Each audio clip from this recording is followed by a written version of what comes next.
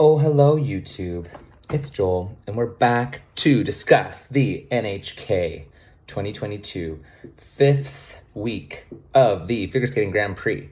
And we were in Japan. And I love Japan. And I love that people in Japan love skating. And that was very apparent here at the NHK. I love that we're in a big stadium, full. You can just tell. I know, like, every time I've been to a figure skating competition, I feel like half the audience is, no matter where it is, I'm in Vancouver, we're in Vancouver, half the audience seems to be waving Japanese flags.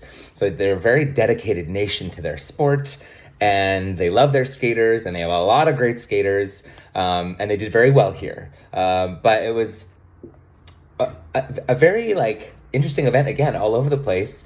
I want to start with pairs because I think there's the least to talk about.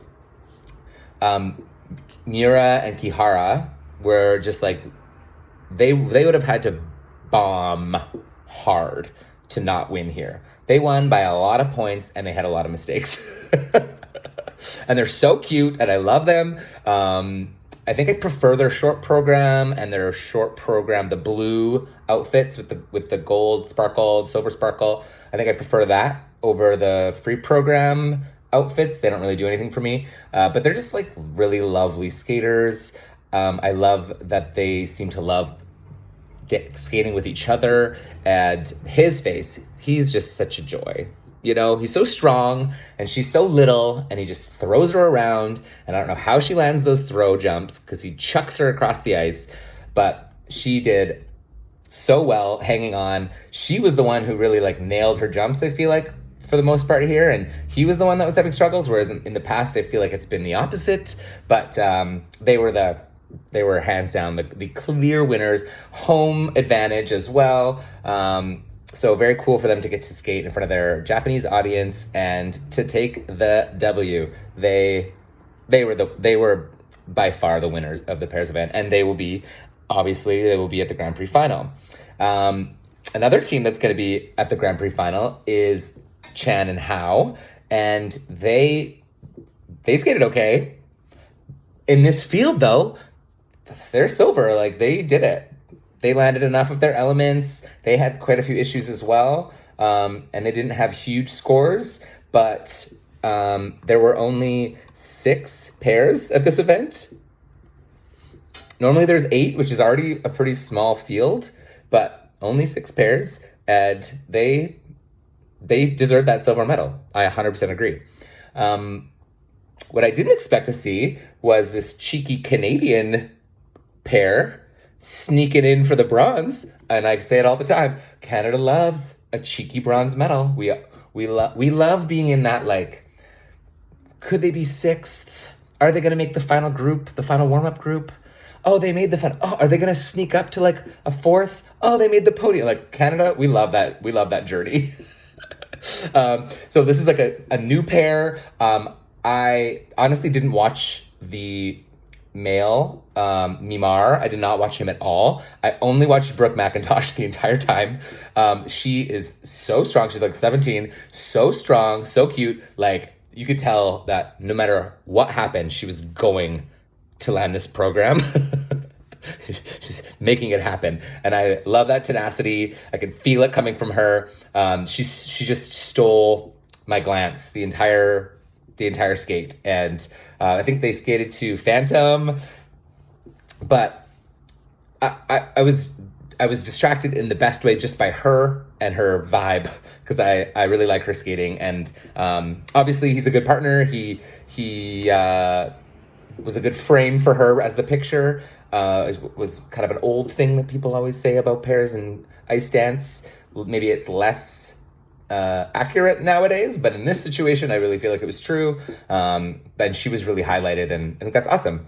One thing that I was a little sad to see was that the French team who won the silver medal at the Grand Prix in France, they did not skate very well, and they ended up in 5th. So I was really hoping that they could maybe sneak up. They have the ability to sneak up and skate well again, and maybe they could have made the Grand Prix final, which would have been I think, shocking to everybody because I don't think anybody would have expected them, especially after last season when they weren't skating at this level, and now they are hitting bigger elements, but they did not do well here. It wasn't their day. Other than that, it was a pretty brief pairs event, and we're gonna move on. We're gonna move on to ladies. I have a lot to talk about with the ladies because a lot happened. This was the highlight event. I think ladies was definitely the highlight event last week as well. Before I talk about the top skaters, I just wanted to talk about Olga Mikutina. I love her skating. I love that she makes interesting choices with costuming. I don't always love her choices, but I like that she makes interesting choices, things we've never seen before, bodysuits and and interesting choreography. She makes really interesting shapes on the ice. She has really complicated footwork, and I think I just really like watching her skate. And she had that kind of breakout performance a couple years ago at Worlds, made top 10, and then since then, it's just, something's not working for her. So I really want to see her put the whole package together because she definitely has the skill, and I think she should be winning bronze medals at least in the final warm-up group at these events, and she's just not making it happen at this point. So next time, maybe Europeans, we can see she'll have a little bit more time this season, but maybe she's injured, I don't know. But I really think that she's someone that we should be watching out for because she's strong, great skating, just not putting the whole package together yet. Amber Glenn, Star Andrews, Angels, previous Grand Prix medalists this season. Maybe shocking those medals, but I was hoping they could turn it out and do it again, and they did not. They really did not. So that was unfortunate. They did not have good skates, neither of them. The magic of their previous performances was not here in Japan, unfortunately. Who knows what the reason was? Maybe just nerves. Maybe the nerves of potentially making the Grand Prix final for the first time, both of them. Maybe they didn't ever imagine they would be in that situation, and that added another layer of pressure. Just speculating, but nice to see them here in Japan. I know the audience was rooting them on, but they just both made too many mistakes. Rinka. I love her program, her Jin program. She also made just too many mistakes, but she won a Grand Prix this season. So I was really thinking, well, she's, in the mix. And in Japan, she's Japanese, we're in Japan, but I think maybe, again, the pressure for her was just a bit too much. She did land her triple axel, but then just, had too many mistakes. Love her costume. I really like her program. She's very young, so I'm very excited. Japan is like a wealth of talent, and she's definitely up and coming for sure. So let's go to the winner. Yilin Kim from South Korea. She won the short program over Kaori, who missed her combo. And then she did not win the free program, but she won the short program by enough points that she ended up winning the gold here in Japan over the world champion and Olympic bronze medalist. It almost maybe like, it just didn't seem right because I don't think Kaori skated that poorly enough for Yilin to overtake her. And I don't have enough confidence in Yilin's skating to say that she should have won. But the judges obviously saw something that I did not. I think that she's very tentative on a lot of her jumps, but obviously she got the job done. She didn't skate clean either. She did have a fall, and as soon as she fell on that flip, I thought it's not, or maybe she fell on a flip and popped a flip or something like that. Yeah. So she had two major mistakes and still ended up winning. So that was a little bit, I'm a little unsure about that, especially in Japan, especially against Kaori, especially because Kaori didn't have that many errors. But Kaori, so whatever, congratulations, Yilin Kim.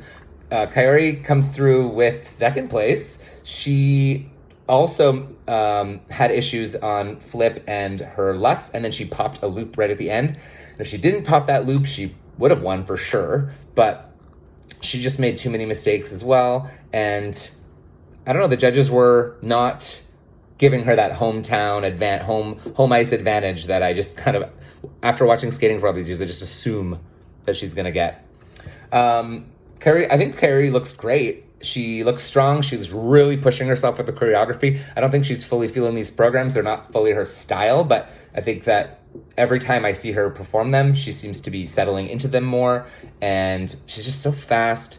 I want to see more huge double axels because she gets +5 GOE on this jump. And it's basically like a average done triple Salchow is what she's getting the points for by doing this huge double axel. And that's an advantage because no one right now is landing the big elements, the triple axels and the quads in the women's side consistently. So making your existing jumps that you've been doing and cultivating for years, making those as dynamic and powerful and with maximum amplitude and ride out and edge and everything, making those jumps more magnificent is going to get you the points that I think can bring you to the top. It's already worked for Kaori several times. But unfortunately here, the judges just didn't side with her. I think that's what it came down to. So Kaori wins the silver. It was a bit shocking, but yeah, I love Kaori. I have loved her since 2018 Olympics, Pyeongchang, I think. I didn't really know much about her before that, but I think she was the alternate or something and ended up going to 2018 and she had that kind of broken doll program and I just since then I've loved her. So I'm always going to be rooting for her. And yeah, I just assumed that she was going to win here and she didn't. So anyways, silver medal, made the podium, going to the Grand Prix final. So hopefully she'll maybe get her redemption moment in Torino in a few weeks. Third place, Rion Sumiyoshi, who I'm obsessed with. She fell so hard on her quad toe attempt. It was just sideways in the air and there was no chance, but she fell so hard and then came back and just kind of nailed the rest of her program. She had a few other little errors, but mostly just under rotations, I think, and then she fell, I think she fell a second time later in the program. But I don't know, there's something about her skating that I really like. I like her packaging. I loved her warrior mohawk ponytails. And I don't know, after she fell the second time, you could tell when she went into the spin that was right after that she was given that spin hell and she spun her little heart out as fast as she could. Because she's like, I need to get those points. And I think it worked because she ended up, oops, my phone is being funny again. She ended up taking the bronze here. So good for her. I didn't know anything about her prior to the season. I've loved all of her performances this season. So congrats to Rion Sumiyoshi for being our bronze medalist. A few other standouts to me in this women's competition were Audrey Shin coming in fourth. Her late in the program triple toe, which I don't believe was rotated, but was kind of unexpected. She had a couple under rotations. She did have one fall, but it's probably one of the best skates I've ever seen her do. And she looks stronger. She's just better trained than I think in past seasons. And I don't know if I liked this program in this peach dress earlier in the season, but for some reason at this event, maybe my mood was different, but I thought she looked gorgeous. The dress looked incredible. Makeup looked good. Hair looked good. Packaging, everything was perfect. So I think she's someone that we need to watch for. I think she needs to work with a jump coach, a technique, someone who can teach her some technique so she can get her body higher in the air to finish these rotations, because all of her jumps are just or not quite rotated. Ladies, it was very interesting. I definitely thought that Kaori had it in the bag, and it just South Korean women winning in Japan with 3 Japanese ladies in the competition who have all skated well this season. Shock. But cool. Next, I'm going to talk about the men. Now, I'm not enjoying the men's events very much. Just not. I feel like they're all trying so many elements that they just can't do consistently. And the result is just a lot of falling. And a lot of like potential injuries, a lot of, I don't know, but it doesn't make me feel at ease watching the men's event. I don't even think, I'm pretty sure everyone made a mistake in this event because Shoma won. His free skate's amazing. He looks gorgeous. He's got, quad loop, quad sow, triple axel. Everything looked good. Choreo was good. He just floats on the ice. He's so small. He's the tiniest person. And but he really fills the ice. I don't know how he does it. And I just really love watching him. And I'm so happy that he's like Yuzuru retired. And I bet there was a feeling that maybe it was time for Shoma to be done too. I'm really glad he's pushing through. He's won silver a lot over the last few years. And I think it's like his time to be the golden child. So I'm very happy to see him winning. He skated really well here. I love his costume, love his programs. Even I'm not a huge John Mayer person, but I forgive. I like his short program. His quad flip is so consistent. And looks like effortless, like nothing. And it's so hard. So second place here was Sota Yamamoto. And he skated very well, other than the triple axels. He just couldn't make the triple axels happen in this free program. I feel like he was very committed to his program and very in it, but he just had a few little messy moments.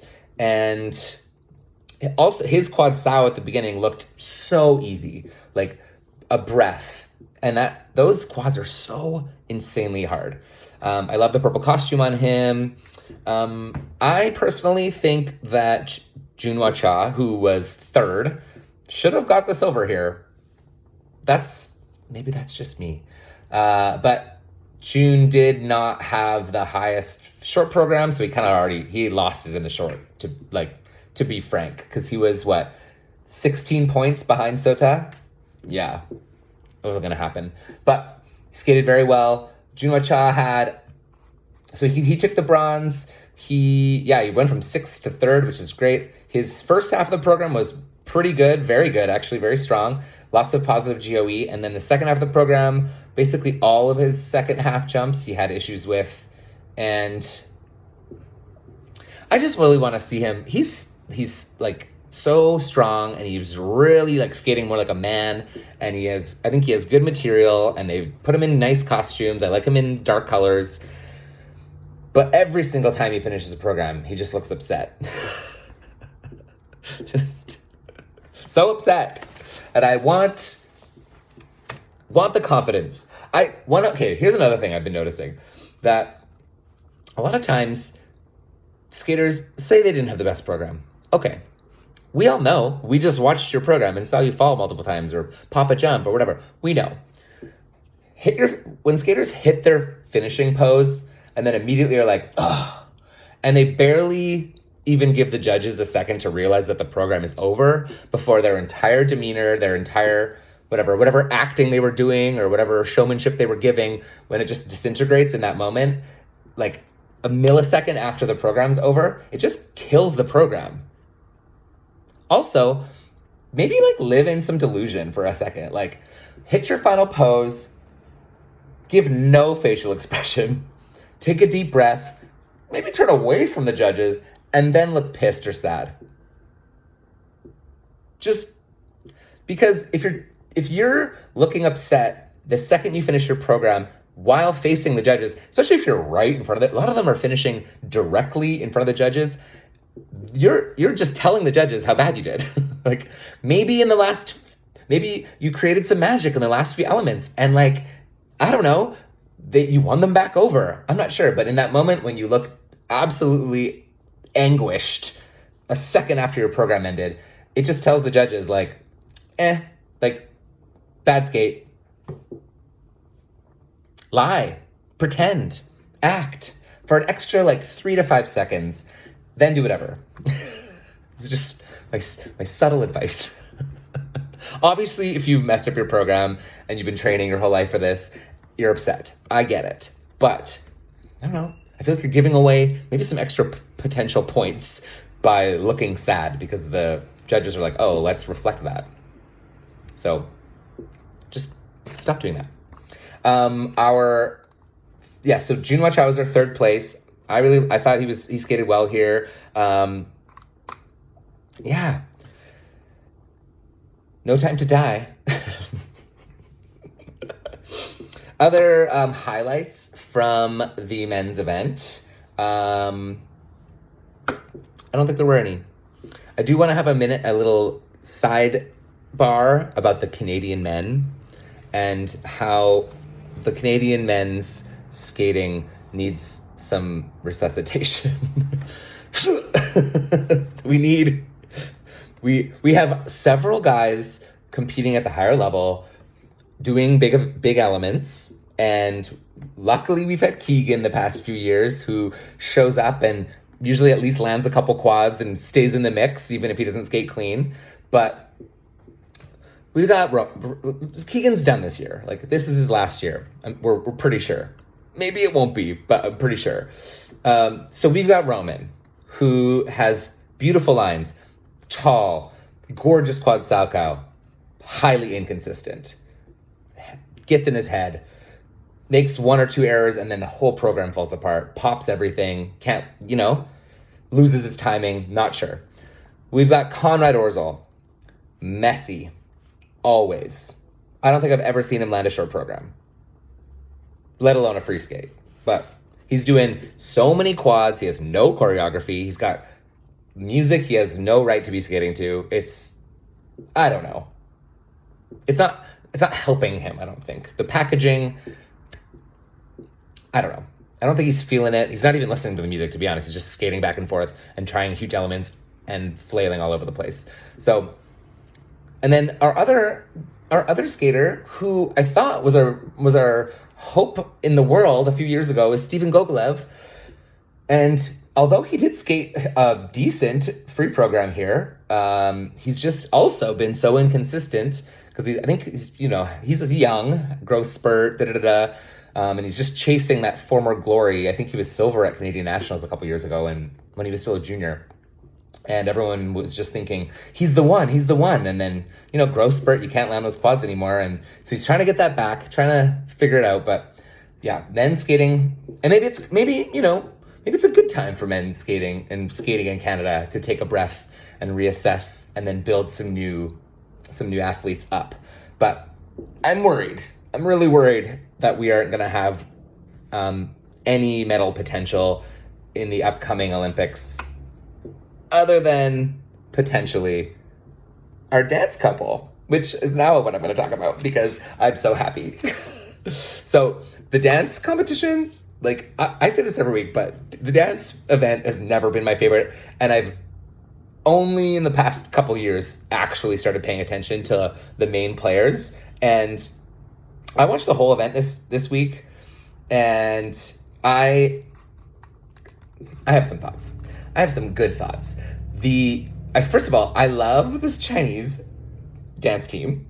I didn't think China was competing this year, or maybe that was the murmur, but and they had no season's best because they haven't competed yet at all this season, which is interesting. That's not common, but I really like their skating. I think they ended up 7th overall.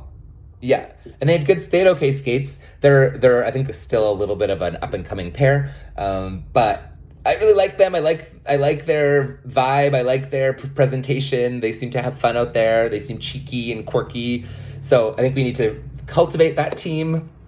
I also really want to see the Chinese pairs come back because they're always so exciting and they always have huge throws. I miss I miss the Chinese skaters. So it was nice to see an entry at this event from China. Very nice. Daisuke Takahashi and Kahana Muramoto are my first culprit into the Gloria Estefan alerts of the week. We had two again. We had them and Fournier, Biodry, and Sorensen skating to a little Gloria moment in the rhythm dance. They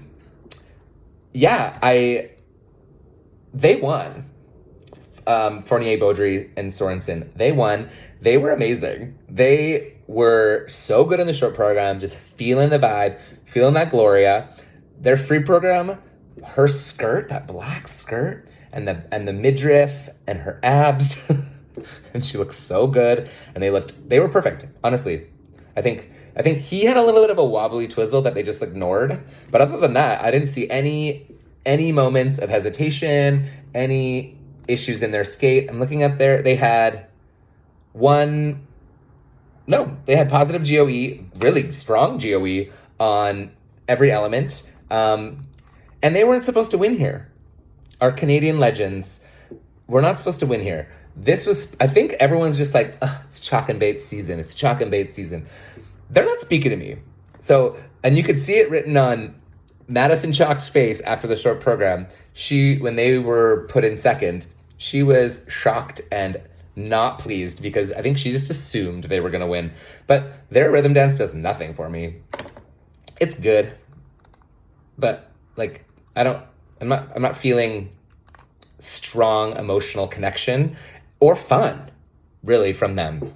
It just seems like they're trying too hard. They're not settled into the skating. And then in their free dance, they changed up the costumes this week. So they think they were like fire and ice or fire and air or something. And before they were in those like beige and tan, pinky tan costume. I don't know. This costume I don't think was worse or better, but they had some errors. I think they were just missing connection here was the final thing, the final straw.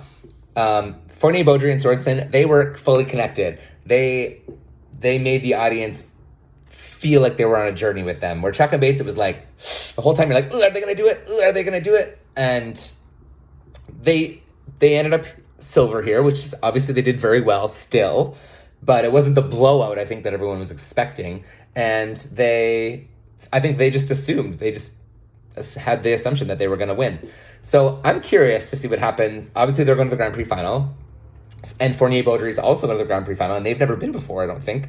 But Chaka Bates have been many times. So it's going to be an interesting final event. I'm very intrigued to see who's going to be on the podium and in what order and who skates clean at the final. So maybe there wasn't a lot of pressure on Chaka Bates before, but now there's a lot of pressure on them because they're being compared directly with their score-wise. They have not scored astronomically higher than teams that they have scored higher than in the past. So we have to keep an eye. But I would love a Fournier, Beaudry, Sorensen sweep of the Grand Prix final as a Canadian and as someone who just like loves entertaining ice skating.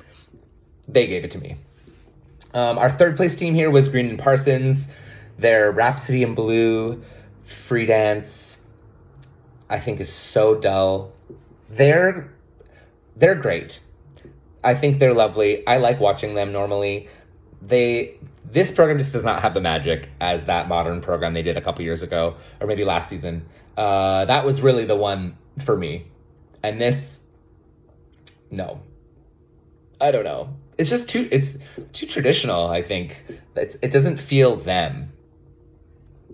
So and I don't think it highlights some of the more unique qualities of them as a pair, because they're very similar in height, and I think that they need to be doing things to elongate him, and I don't know what they need to be doing, but I just wasn't drawn to this performance at all. But they did skate very well. They just weren't a wow. The material's not a wow. They can be a wow. We've seen them be a wow, but this material was not a wow. Um,